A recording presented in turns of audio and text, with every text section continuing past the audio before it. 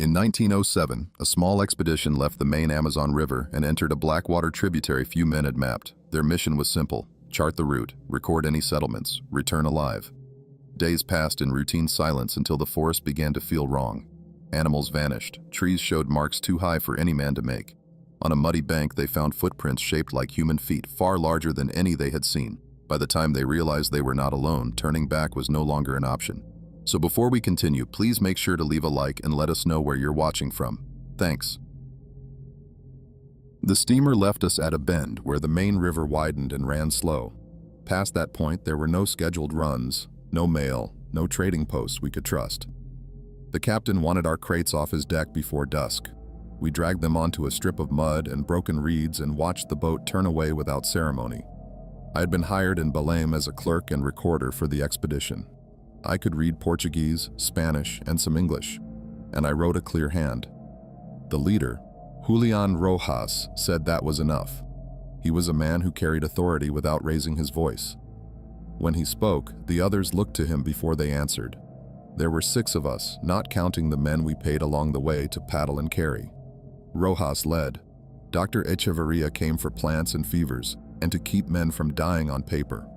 Baltasar Pinto was our armorer and hunter, hired because he could keep powder dry and could shoot straight from a rocking canoe.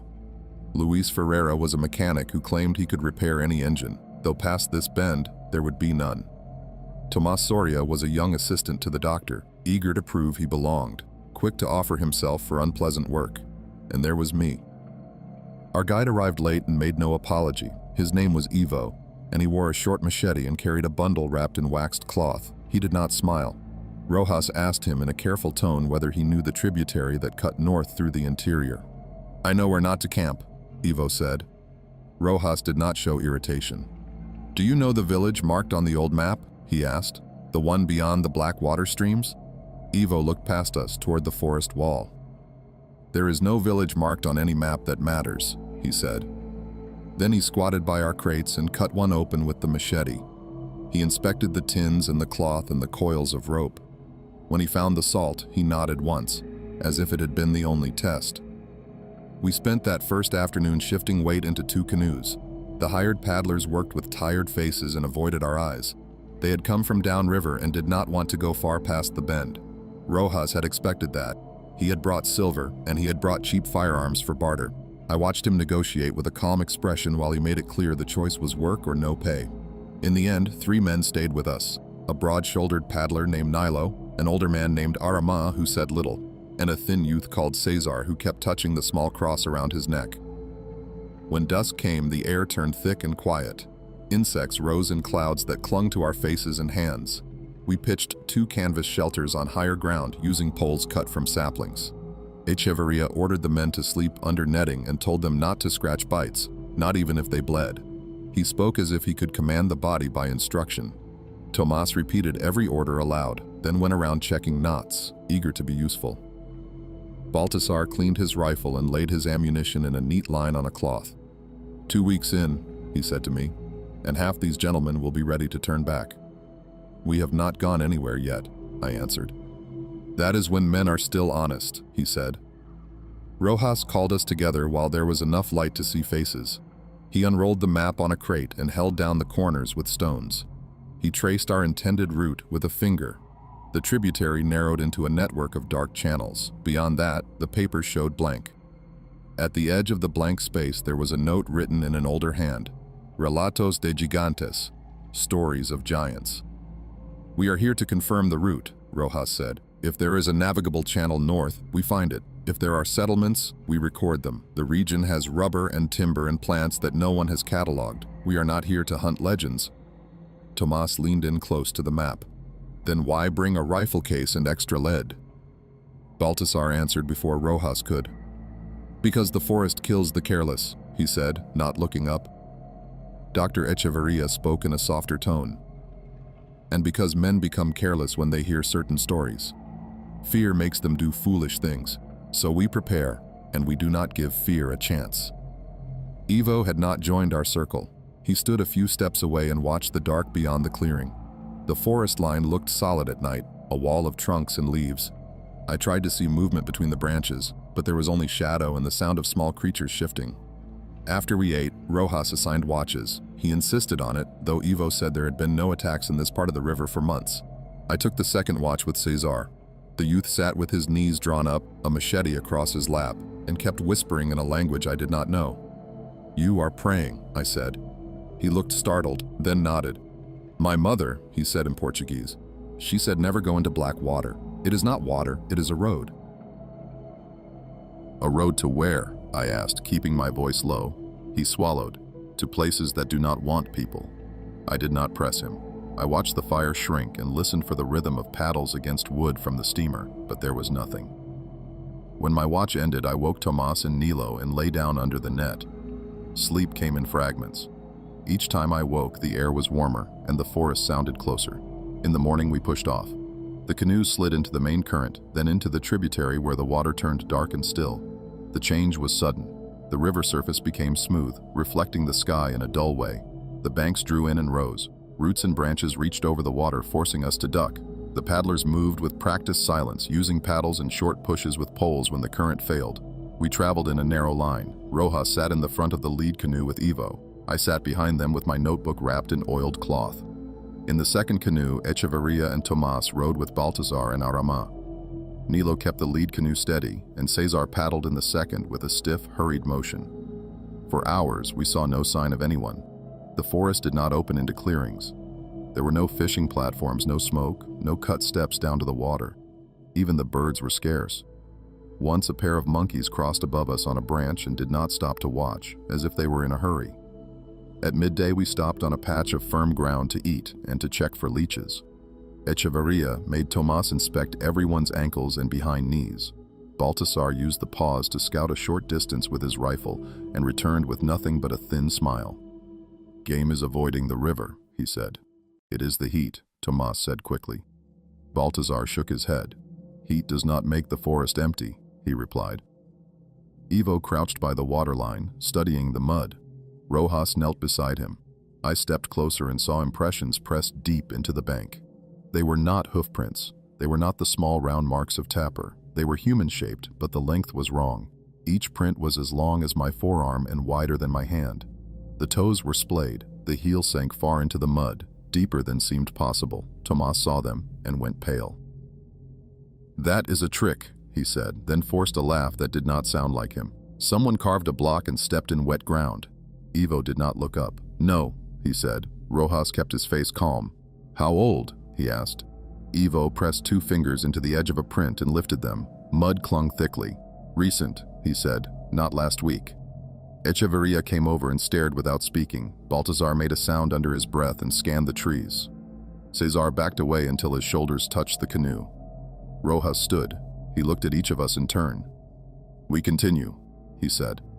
We pushed off again.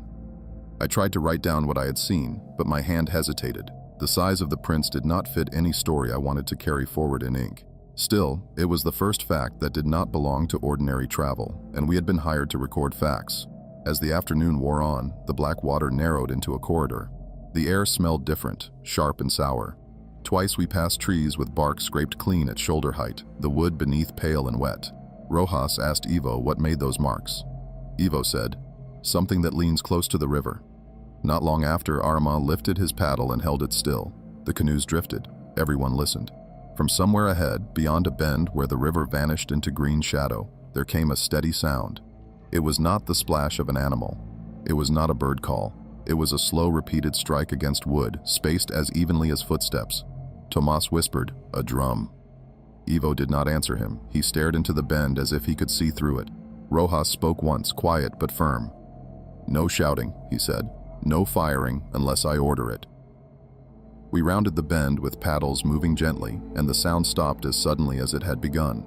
The river ahead was empty, the banks were close, and the trees leaned in, and the light faded, though the day was not yet over. On the left bank, half hidden by hanging vines, there stood a line of poles driven into the mud. Something hung from them. At first I thought it was cloth. Then the breeze shifted and I saw it was hair, thick and black, tied in heavy bundles that reached almost to the water. Rojas raised his hand and the paddlers stopped without a word. The canoes drifted close enough that I could see the knots. The hair had been cut in long sections and tied with vines that were still green. Some bundles were thicker than my wrist. A few had bits of scalp attached, pale and uneven. I felt my stomach tighten and kept my eyes on the water so I would not stare too long. Tomas whispered, "That is from people." Echeverria answered him in a flat tone, "Or from animals with long coats. Do not decide without proof." Baltasar leaned forward. "Doctor," he said, "you know what human hair looks like." Echeverria did not reply. He turned his head slightly toward Rojas, waiting for direction. Ivo's gaze moved along the bank. "This is a warning," he said, "for anyone who travels here." Rojas did not touch the poles. He ordered us to keep moving, and we passed the line with the canoes held tight to the center channel. A few minutes later, I heard Cesar begin to cry quietly in the second canoe. It was not loud enough to carry far, but it was steady. Arama hissed at him in their language, and the youth covered his face with his forearm while he paddled. The river opened into a broader pool where the black water sat under a ceiling of branches, floating leaves collected in the corners. On the right bank, a low shelf of mud rose above the water, and I saw bones scattered there. Some were small, like those of fish or rodents. Others were long and clean, bleached by sun. A skull sat tilted on its side. It was not human. The jaw was longer, the teeth set for tearing. Baltasar pointed with the barrel of his rifle. "That is a jaguar kill," he said, speaking as if the explanation ended the matter. Ivo shook his head. "Not jaguar," he said. "Jaguar takes meat away from the river. It does not leave bones in a row." I looked closer and saw the arrangement. The bones were placed in two neat lines, parallel to the water, as if someone had laid them there on purpose. Between the lines, the mud was smooth. Tomas leaned to see, then pulled back quickly. "Do not stop," he said, voice tight. "Do not stop here." Rojas's face stayed controlled, but his eyes moved more often now. He asked Ivo how far to the next safe place to camp. Ivo answered without hesitation. "Not far," he said, "but we must reach it before dark." We paddled harder. The channel narrowed again, twisting through heavy shade. Once the lead canoe scraped something under the surface, and Nilo swore softly as he pushed us free. The water smelled like rot. My skin felt slick with sweat. I kept my notebook pressed against my chest under my shirt so it would not soak through the oilcloth. Late in the afternoon, we came to a place where the left bank rose into firm ground and the trees stood farther apart. There was a small patch of open space, enough for the shelters. Ivo stepped out first and scanned the ground, then nodded once. We unloaded quickly. No one joked. No one lingered by the water. Baltasar walked the perimeter with his rifle. He returned and spoke quietly to Rojas. I was close enough to hear part of it. "Tracks," Baltasar said. "Big ones, not old." Rojas asked, "On this bank?" Baltasar nodded. "Leading in," he said, "not leading out." Ivo heard that and said, "They watch camps. They like to know who sleeps." Tomas snapped his head toward him. "Who?" he repeated. "Who watches? Say it." Ivo's eyes stayed on the tree line. "Do you want words?" he asked, "or do you want to live?" Echeverria stepped between them. "Enough," he said. He pointed at Tomas. "Boil water. Check the mosquito nets. Do something with your hands." Tomas obeyed, but his movements were sharp. He knocked a pot against a crate and cursed when hot water splashed his wrist. He muttered to himself while he wrapped it in cloth. While the others worked, I helped Rojas set a small table from 2 crates so he could lay out the map again. He did not speak as he traced the route ahead. The blank space on the paper felt closer now, as if we had been walking toward it even while we floated. "What are we truly looking for?" I asked him, keeping my voice low. Rojas glanced up. "A passage," he said, "and proof that this tributary can be used. The rubber men claim there is a path north that avoids taxes and patrols. If it exists, someone will use it. Better to know it first." "And the note," I said, tapping the edge of the map where the old hand had written about giants. He did not smile. "Old men write many things," he said, "sometimes to impress investors, sometimes to excuse failures. A man disappears and they say a monster took him instead of admitting mistakes." He said it calmly, but it did not ease me. I thought of the hair bundles and the prints and the bone lines, and none of it felt like an investor's story. It felt like a practice. Night fell fast. The forest swallowed the last light, and the air turned cooler only for a moment before it became heavy again. We ate in silence. Echeverria forced everyone to drink boiled water with a bitter powder he carried. Cesar refused at first, then drank when Arama grabbed his wrist. Rojas set the watch order again, doubling it. Baltasar volunteered for first watch without being asked. I took second with Tomas. When the time came, Tomas sat by the fire with his knees bouncing. He kept turning his head to listen, then staring into the trees as if he expected something to step out. "You are making yourself sick," I told him. He answered quickly. "I am not sick," he said. "I am awake." "Then be awake in a useful way," I said. "Listen, but do not invent." Tomas's face tightened. "You saw the prints," he said, "and the hair, and the bones. Do not tell me not to decide." I chose my words carefully. "Decide after we have to," I said. "If you decide now, you will start acting like it is already happening." He looked at me, then down at his hands. "I came for the doctor," he said. "I came to learn. I did not come to be hunted." "You do not know that anyone is hunting us," I said. He let out a short, harsh breath. "Then why would someone hang hair on poles?" he asked, voice rising. Then he caught himself and lowered it. "Why would they scrape trees?" he added. "Why would they mark bones in lines? It is for us." I did not have an answer that would satisfy him without lying. I kept my eyes on the fire and listened. Sometime after midnight, I heard a sound from the river. It was not a splash. It was a slow push through water, like a wide object moving close to the bank. I stood and moved toward the edge of the clearing, careful not to step on branches. Tomas followed, staying close enough that I could feel his breath on my shoulder. The river surface was dark, but I saw ripples spreading toward us. Then a shape rose briefly, not breaking the surface fully, only lifting like a back, slick and broad. It moved with steady force, then sank again. I could not tell if it was an animal or something pushing a log. The ripples reached the mud and faded. Tomas whispered, "Did you see it?" "Yes," I whispered back. He grabbed my sleeve. His fingers were tight. "Wake Rojas," he said. I hesitated, then nodded. I turned to go back to camp, and that was when the smell hit me. It came from the trees, not from the river. It was strong and sour, like old meat left in heat. It was close enough that it did not drift. It sat in the air. Tomas smelled it too. He stiffened. "Right there," he whispered, and pointed into the dark between two trunks. I stared until my eyes strained. I saw nothing clear, only deeper shadow.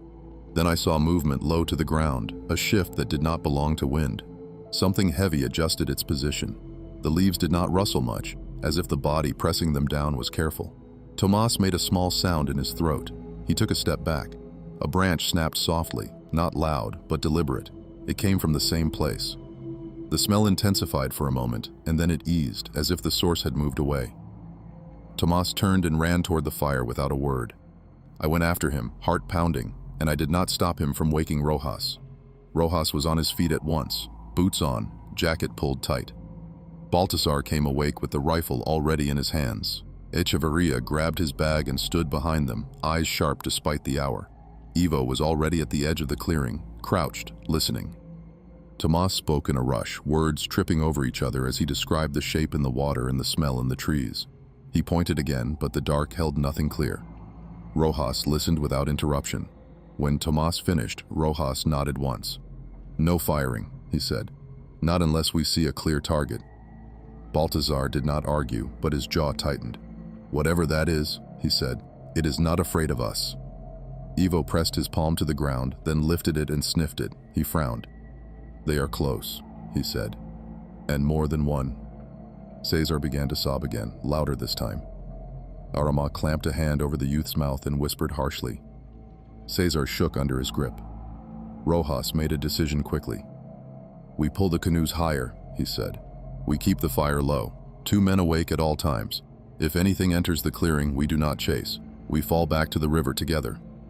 The rest of the night passed without another clear sign, but none of us slept. The smell came and went.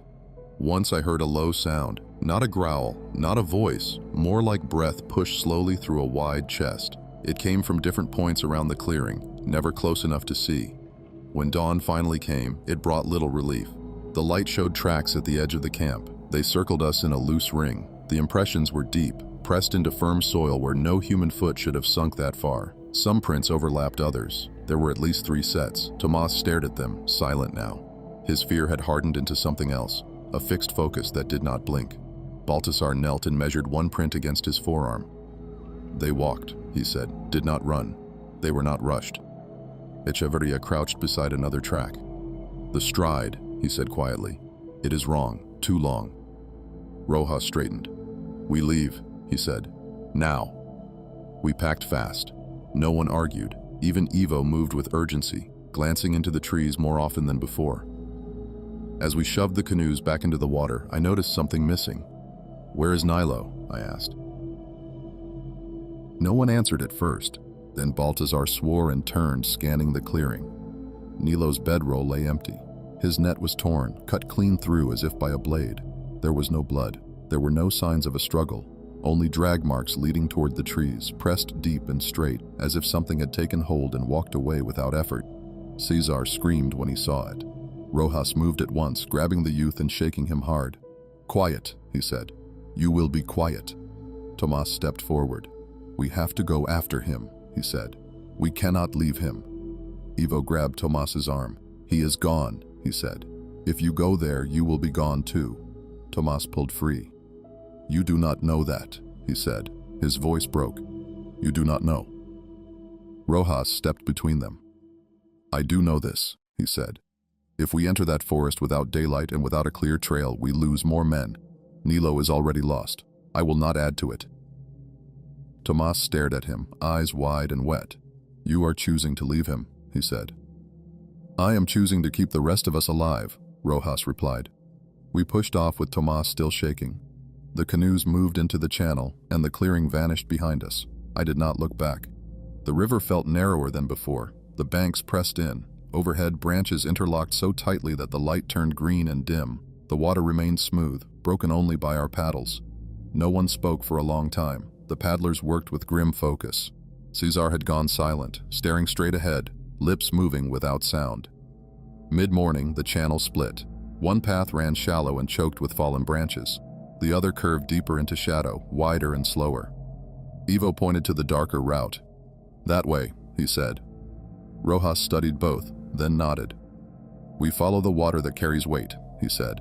As we took the darker channel, I felt a sense of closing in, as if we had passed some line we could not cross back over. The forest here showed signs of use. Trees were cut clean at a height well above a man's head. Thick vines had been braided into ropes and tied between trunks. Once, high above us, I saw a platform built into the branches, wide enough to hold several bodies. It was empty. Tomas leaned toward me. They live above, he whispered. They watch from above. Write it down, I said, though my voice lacked conviction. I did write. My hand cramped as I forced myself to describe the platforms without adding anything else. Around noon, we heard voices. They were low and slow, not forming words I recognized. The sound carried from ahead, echoing through the channel. It was not chanting. It was more like speech drawn out, each sound heavy. Baltasar raised his rifle. Rojas put a hand on the barrel and pushed it down gently. Wait, he said. The voices grew louder as we drifted closer to a bend. I felt my pulse in my throat. Ivo's face had gone tight, his mouth set in a line. We rounded the bend and saw the village. It stood on a rise above the river, built from thick logs sunk deep into the earth. The structures were large, taller than any hut I had seen, with roofs of layered bark and leaves. Smoke rose from several fires. There were racks of meat hanging in the open, strips thick and uneven. Figures moved among the buildings. They were tall beyond any normal measure. Their heads rose well above the door frames. Their arms hung long at their sides. Their bodies were broad, the muscles heavy under dark skin. They moved without hurry, as if the space belonged to them completely. One of them turned its head and looked straight at us.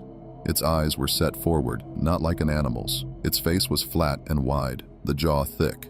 Around its neck hung a cord of hair, tied in the same way we had seen on the poles. Tomas gasped. The sound carried. The figure lifted one hand and made a slow gesture toward the river. Others turned. More faces appeared, watching us without surprise. Ivo hissed, "Paddle," and we did. The paddlers dug in hard. The canoes surged forward, water slapping against the sides. Behind us a deep sound rose. Not a shout, not a call, but something that carried weight and intent. I looked back and saw movement along the bank as figures stepped toward the water. One of them entered the river. The water displaced around its legs, reaching only to its knees where it would have reached our chests. It moved with steady force, angling toward the second canoe. Cesar screamed and dropped his paddle. The canoe lurched. Baltasar fired without waiting for an order. The shot cracked through the air and struck the figure in the shoulder. It staggered once, then kept moving. The wound bled dark into the water, but it did not slow. Another figure entered the river farther back. Rojas shouted, "Harder!" And Nilo's absence struck me again as the lead canoe surged ahead with only 2 paddles driving it. The figure reached the second canoe and grabbed the gunwale. Wood groaned under the pressure. Aramas struck at the hand with his paddle. The hand did not withdraw. Tomas lunged forward and drove his machete down. The blade bit into flesh. The figure released the canoe and roared, a deep sound that shook the water. The canoes pulled ahead, the current helping us now as the channel narrowed and quickened. I did not look back again until the voices faded and the river bent sharply. When we finally stopped, breathless and shaking, Rojas counted us. Nilo was gone, and now Aramas was gone too. His place in the second canoe was empty. Blood smeared the gunwale where the hand had grabbed. There was no sign of him in the water. Tomas stared at the empty space and said nothing. I closed my notebook with hands that would not stop shaking. We did not stop long enough to argue. Rojas ordered us forward again and the paddlers obeyed without question. The river carried us faster now, the black surface broken by shallow ripples and hidden snags. My arms burned from gripping the canoe, but I did not loosen my hold. Cesar had collapsed forward, hands over his head. Echeverria shouted at him to paddle. When he did not respond, the doctor struck him across the back with the flat of his hand. The sound cut through the rush of water. "Move," Echeverria said. "If you stop, you die." Cesar gasped and grabbed his paddle. He pulled weakly at first, then harder, panic lending him strength. We rounded bend after bend. The forest slid past in a blur of trunks and hanging vines. Several times I thought I saw movement on the banks, tall shapes keeping pace, but when I focused, there was only foliage. I could not trust my eyes anymore. After what felt like hours but could not have been more than half of one, the channel widened suddenly into a broad, shallow stretch filled with fallen trees and exposed roots. The water slowed. The current lost its pull. Ivo cursed. "They will come here," he said. "They know this place." Rojas scanned the banks. "Where?" he asked. Ivo pointed to a rise on the left where the ground sloped upward and the trees thinned. "We go there," he said. "We leave the river." Baltasar shook his head. "On foot," he said, "against them." "If we stay in the water, they take us one by one," Ivo replied. "On land, we can see." Rojas made the choice without debate. "There," he said. We grounded the canoes and dragged them as far up the bank as we could manage, wedging them between roots. Rojas ordered everything left behind except weapons, water, and 1 crate of supplies. Tomas hesitated over the medical bag, then grabbed it when Echeverria shoved it into his hands. We moved uphill, away from the river. The ground was uneven, cut by old paths that were too wide and too deep to be animal trails. The smell returned, stronger now, mixed with smoke and something else I did not want to name. Cesar stumbled and fell. Tomas hauled him up by the arm, his face set with grim determination. Whatever fear he had turned into something sharp and forward-focused. We reached a ridge where the trees opened enough to see the river below. Rojas ordered us to stop and form a line. Baltasar took position on one side with his rifle. Ivo crouched low, listening. "They are coming," Ivo said. The sound reached us seconds later, heavy steps, branches breaking.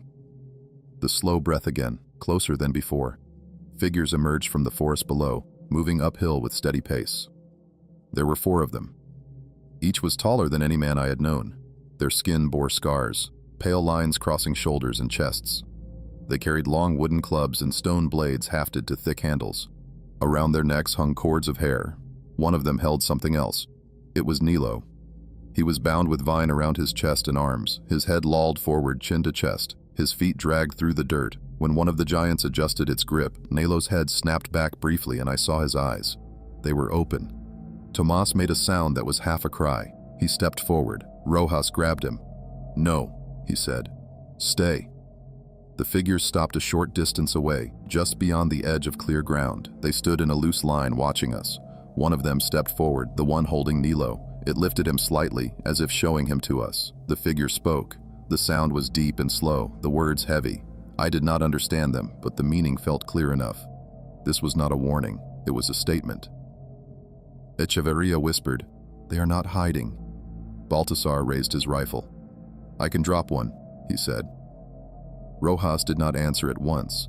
His eyes were fixed on Nilo. "If you shoot," he said finally, "they kill him." "They will kill him anyway," Balthazar replied. The giant holding Nilo shifted again. Nilo groaned. The sound was weak but unmistakable. Tomas pulled free of Rojas's grip. "We have to try," he said. "We cannot watch." Before anyone could stop him, he stepped forward and shouted, his voice breaking. He held up his hands, palms open, and spoke in Portuguese, then in Spanish, then in words I did not recognize.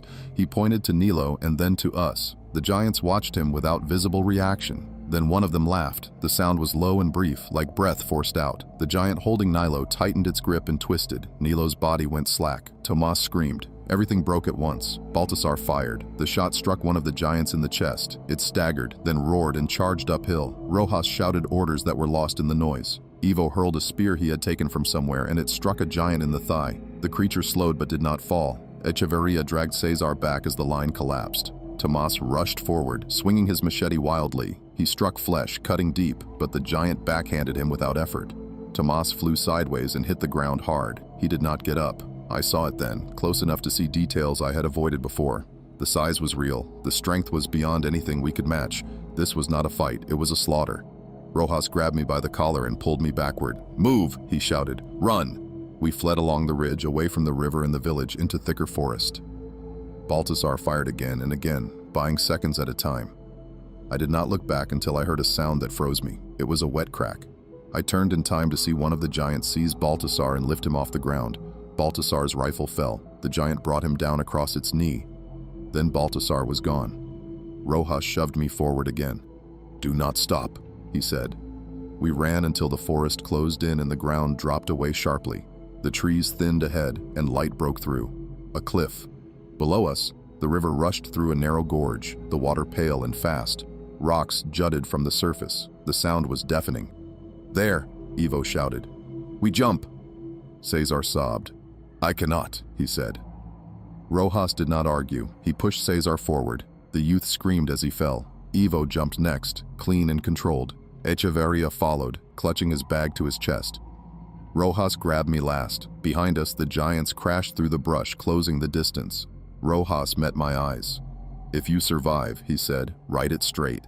Then he jumped, pulling me with him. The water hit like stone. The current tore us apart instantly. I surfaced choking, the noise filling my head. A rock slammed into my shoulder and spun me under again. When I came up the second time, I grabbed at a branch and held on with everything I had. Downstream, I saw Ivo clinging to another branch. Farther on, Echeverria floated face down, caught against a rock. I never saw Rojas resurface. I do not know how long I held on. When I finally pulled myself onto the bank, my hands were raw and bleeding.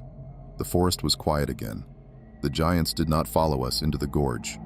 I lay there until the light faded, then crawled away from the river. I crawled until my arms would not answer me anymore. When I stopped, I lay still and listened. The river thundered below, but nothing moved in the forest around me. No steps, no breath, no voices. I slept in short bursts, waking each time my body jerked or a sound cut through my thoughts. When daylight came, it came weak and gray through the canopy. Pain settled in fully then. My shoulder burned where the rock had struck it. My ribs ached when I breathed too deep. My hands were swollen and stiff, skin torn open in strips. I stood slowly, testing each movement. Nothing felt broken. That was luck, not strength. I followed the ridge away from the gorge, keeping the river sound to my left so I would not circle back toward the village. Hunger came early and sharp. Thirst followed. I had nothing with me. No bag, no knife, no matches. I moved only when I had to. When I heard birds, I stopped and waited until they resumed normal sound. When the forest went quiet, I stayed still. Once I smelled the same sour odor again, faint but present, and I dropped flat against the ground until it faded. By the second day, fever crept in. My shoulder throbbed and my thoughts slowed. I spoke aloud once without realizing it and slapped my own mouth shut in panic. From then on, I forced myself to count steps, to focus on small tasks. Walk 20, stop, listen, breathe. Late that afternoon, I found a narrow stream cutting downhill.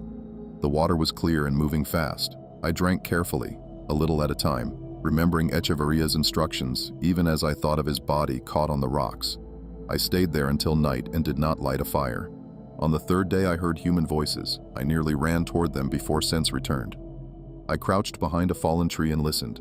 The voices were lighter than the deep sounds I remembered. They argued about weight and distance. I waited until I saw them.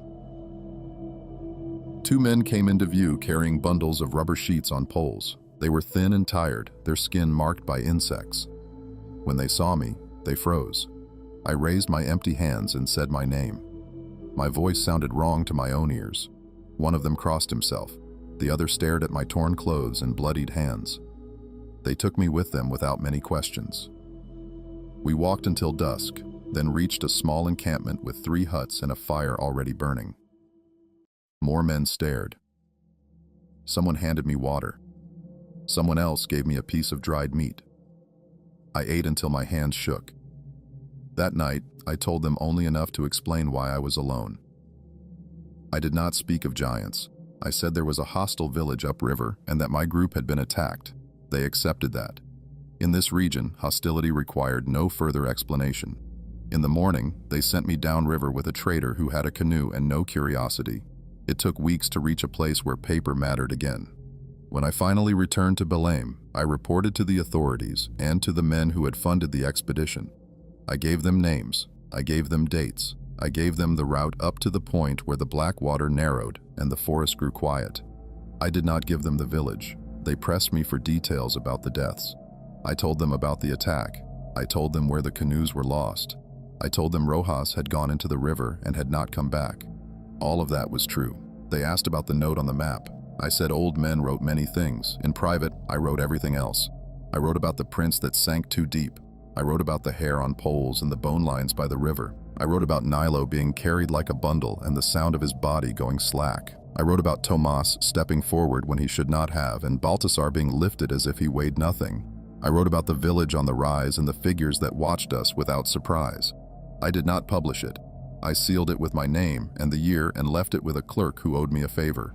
I told him to open it only if someone else came back with the same story. Years passed. I did not return to the interior. I took work that kept me near ports and roads. I avoided black water when I could. When I could not, I crossed it fast. Once, much later, a man showed me a new map. It showed a tributary that faded into blank space. At the edge, someone had written a note in fresh ink, careful and neat. Settlements unconfirmed. Area avoided by local traffic. I told him that was wise.